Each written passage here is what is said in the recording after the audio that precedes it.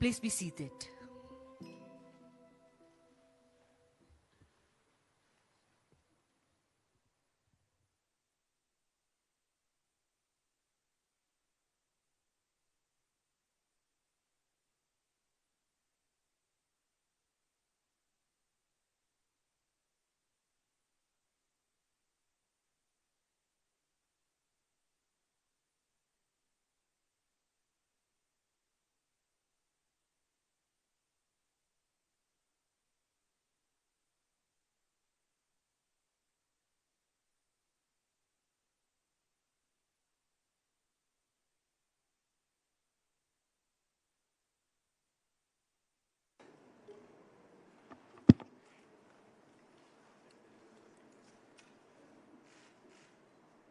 Yang Mulia Sekretaris Jenderal PBB Antonio Guterres, Sri Baginda, Yang Mulia para pemimpin ASEAN.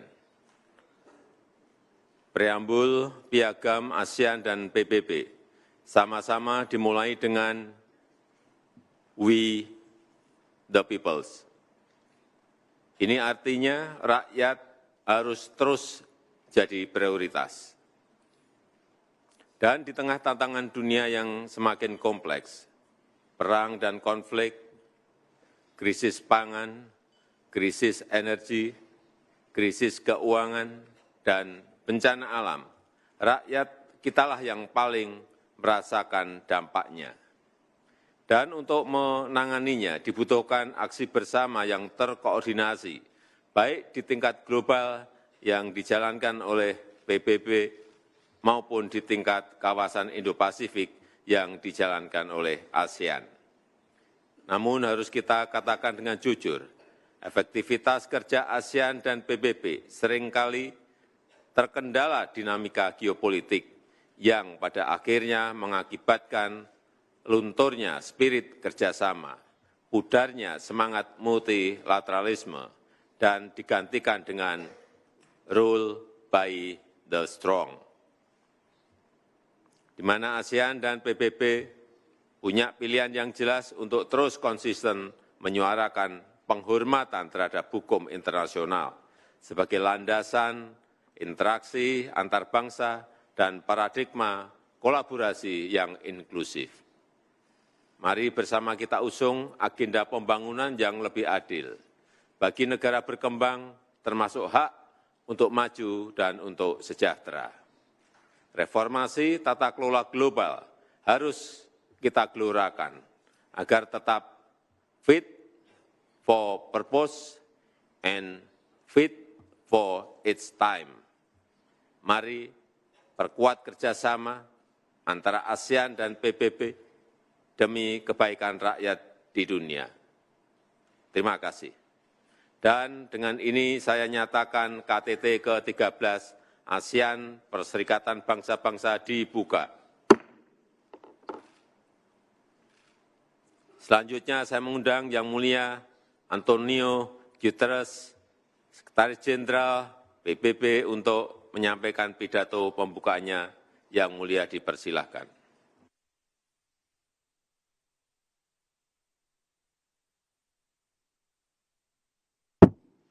Your Majesty, Excellencies, Mr. Chair, President Joko Widodo, thank you for your warm welcome.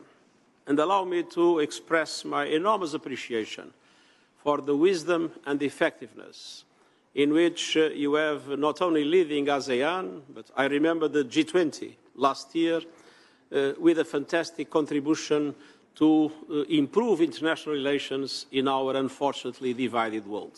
Congratulations, Mr. President. And allow me also to welcome Prime Minister Xanana Guzmão with the presence of Timor-Leste for the first time as observer in ASEAN. Your Majesty, Excellencies, the ASEAN-UN Comprehensive Partnership is more important than ever. We face tests as far as the eye can see, from the climate emergency to a global cost of living crisis, to raging conflicts, to growing poverty, hunger and inequalities. And all these challenges are aggravated by rising geopolitical tensions. there is a real risk of fragmentation, of a great fracture in world economic and financial systems, with diverging strategies on technology and artificial intelligence and conflicting security frameworks. And I commend ASEAN for your vital role in building bridges of understanding all over the world. ASEAN has played an extremely important role as a center that convenes all those that unfortunately represent the most dramatic divisions in today's world. And this series of summits is the demonstration of that fundamental convening role of ASEAN.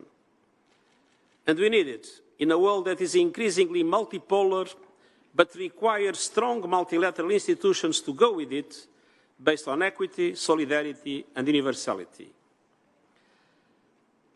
Your Majesty, Excellencies, I am grateful for your steadfast support for multilateral solutions and your contribution of over 5,000 peacekeepers from ASEAN countries. Today, allow me to focus on three critical areas. First, advancing peace through diplomacy. ASEAN's convening power, commitment to dialogue, and experience in conflict prevention are crucial pillars of stability. Today, tensions remain high, from the Korean Peninsula to the South China Sea. I am grateful to ASEAN member states for your pursuit of dialogue and peaceful dispute resolution rooted in the respect for international law, including the UN Convention on the Law of the Sea. Your Majesty, Excellencies, since we gathered last year, the situation in Myanmar has further deteriorated. Brutal violence, worsening poverty, and systematic repression are crushing hopes for a return to democracy. The conflict is exacerbating existing inequalities and vulnerabilities faced by women and girls, including sexual violence, forced marriage, and human trafficking. More and more people are crossing borders in desperate search for safety and protection, and the situation is untenable. Over 1 million Rohingya remain in Bangladesh, in the world's largest refugee camp. And regrettably, the conditions for their safe, voluntary and dignified return are not yet in sight. Much more is needed.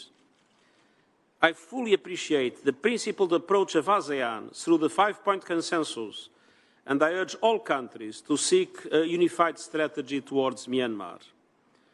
And I also acknowledge the determined efforts of the chair of ASEAN, Indonesia, to engage all sides of the conflict in political dialogue. And my call to the military authorities of Myanmar is clear: free all detained leaders and political prisoners, open the door towards the full restoration of democratic rule. Your Majesty, Excellencies, we must also end our assault against the planet. ASEAN ranks amongst the most biodiversity-rich regions and is highly vulnerable to natural disasters. We can still limit the worst impacts and meet the goals of the Paris Agreement. I've put forward the Climate Solidarity Pact, in which all big emitters make extra efforts to cut emissions and wealthier countries support emerging economies to do so. And I have proposed an acceleration agenda that calls on developed countries to reach net zero as close as possible to 2040 and the emerging economies as close as possible to 2050. ASEAN is uniquely positioned to be a leader of an energy transition that is global, sustainable, just, inclusive and equitable. I commend ASEAN member states that are pioneering just energy transition partnerships like Indonesia and Vietnam. And I commend all who are accelerating the phase-out of coal and jump-starting a fair and inclusive renewables revolution. But greater ambition is still needed, along with much greater support. Developed countries must finally deliver on their commitments to developing countries. Your Majesty, Excellencies, resources are also central in the third area for action, rescuing the Sustainable Development Goals.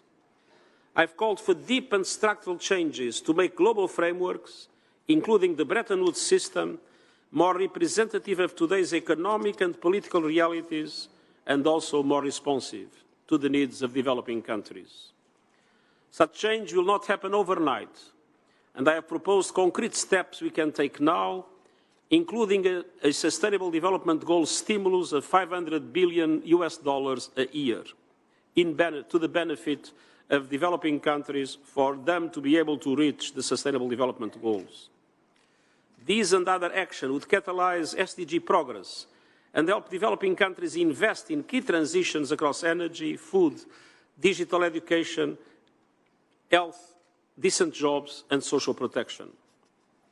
Your Majesty, Excellencies, I count on ASEAN member states to help raise global ambition in the vital months ahead. And you can always count on my wholehearted support to shape a future of peace and prosperity for the people of Southeast Asia and the world. Thank you.